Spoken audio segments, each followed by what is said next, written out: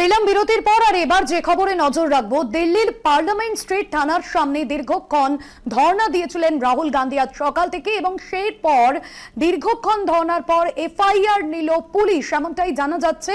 Gen Z আন্দোলনে যিনি চড়া গুলিতে আহত হয়েছিলেন ওই যুবককে নিয়েই কিন্তু ধর্ণা দিয়েছিলেন রাহুল গান্ধী।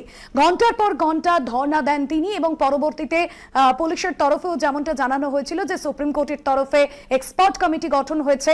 তবে এই বিষয়ে বিস্তারিত জানবো, আমার সঙ্গে রয়েছেন প্রতিনিধি অঙ্কুর ভট্টাচার্য। অঙ্কুরদা, অবশেষে ঘন্টার পর ঘন্টা ধর্ণা দেওয়ার পর রাহুল গান্ধীর এফআইআর নিল পুলিশ, কি জানা যাচ্ছে? ঠিক কোন অবস্থানের ভিত্তিতে এফআইআর নিল পুলিশ?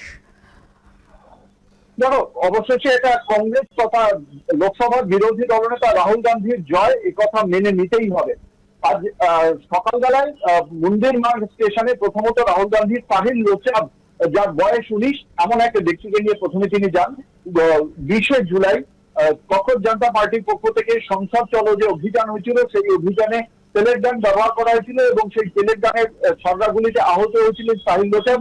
তার সেই ঘটনার প্রেক্ষিতেই তার বিরুদ্ধে কে চালাতে বলেছিল এবং কেন তেলের গান চালানো হয়েছে তা নিয়েই এফআইআর দায়ের করতে যান রাহুল গান্ধী।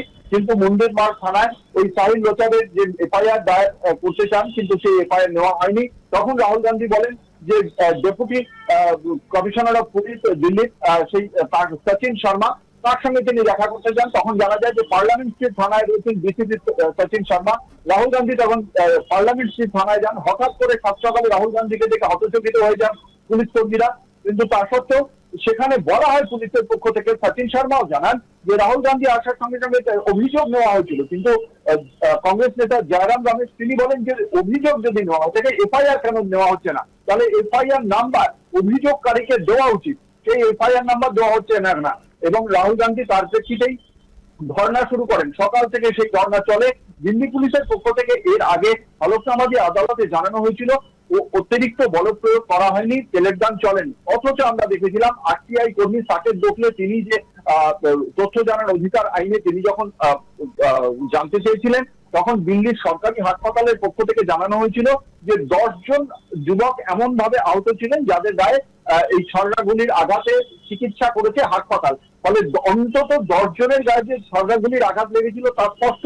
তারপরেও দিল্লি পুলিশ সেটাকে অস্বীকার করছে কেন, সেই নিয়ে রাহুল গান্ধীর বক্তব্য ছিল। কেন্দ্রীয় স্বরাষ্ট্রমন্ত্রীর বক্তব্য দাবি করেছিলেন তিনি, কিন্তু কেন্দ্রীয় স্বরাষ্ট্রমন্ত্রী লোকসভায় এসে কোনো বিবৃতি দেননি।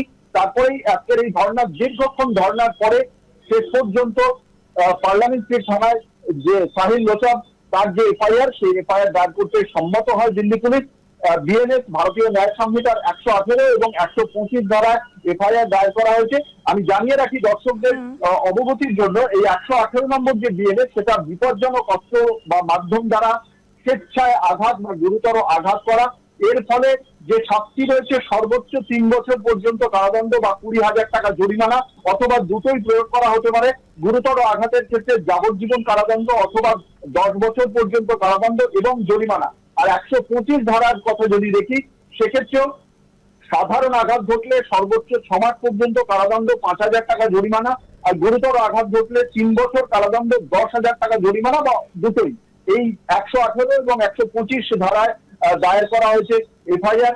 যদি একটু আগে আমরা দেখেছিলাম যে বিজেপির নেতা তথা কেন্দ্রীয় মন্ত্রী জেপি নাড্ডা তিনি বলেছিলেন কংগ্রেস হতাশ হয়ে গিয়েছে, ফুটেজ হওয়ার জন্য, মিডিয়ার কাছে প্রাসঙ্গিক হওয়ার জন্য এই ধরনের ধর্ণা দিচ্ছেন লোকসভার বিরোধী দলনেতা রাহুল গান্ধী। অথচ সেই কেন্দ্রীয় সরকারের পক্ষ থেকেই, যাদের মধ্যেই রয়েছে দিল্লি এনসিআর, সেখানে দিল্লি পুলিশ শেষ পর্যন্ত এফআইআর নিতে বাধ্য হলো। রাহুল গান্ধীর এক্ষেত্রে একটা জয়, এবং আবারও মুখ খুলল দিল্লি পুলিশের এবং তথাকথিতভাবে কেন্দ্রীয় সরকার এবং কেন্দ্রীয় স্বরাষ্ট্রমন্ত্রী অমিত শাহ। কথা বলাই যায়, তার কারণ যেভাবে বারংবার বলা হচ্ছিল তেলের গান ব্যবহার করা হয়নি, তাকে যে ধারা যুক্ত করা হয়েছে সেই ধারাতেও কিন্তু সেই বিষয়টি প্রতীয়মান হয়ে উঠেছে যে তেলের গানের মতো ব্যবহার, মানে বন্দুকের যদি ব্যবহার না হতো তাহলে এই ধারা 118 এবং 125 সেটা প্রয়োগ করা হতো না। এবং তার সঙ্গে সঙ্গে দিল্লি পুলিশের পাশাপাশি দিল্লির সরকারি হাসপাতাল যখন আরটিআই এর ভিত্তিতে জানিয়ে দিচ্ছে যে সেখানে তেলের গানে আহত হওয়া যুবকের চিকিৎসা হয়েছে, এটা অবশ্যই উদ্বিগ্ন রাখবে আগামী দিনে কেন্দ্রীয় সরকারকে বিরোধীদের আন্দোলনের সামনে। সে কথা নিঃসন্দেহে বলা যায়। দিনের শেষে কংগ্রেসের একটা বড় জয় মানতেই হবে। ভাস্বতী, একদমই ধন্যবাদ জানাবো অঙ্কুরদা। প্রতিনিধি অঙ্কুর ভট্টাচার্য ছিলেন আমাদের সঙ্গে ফোন লাইনে।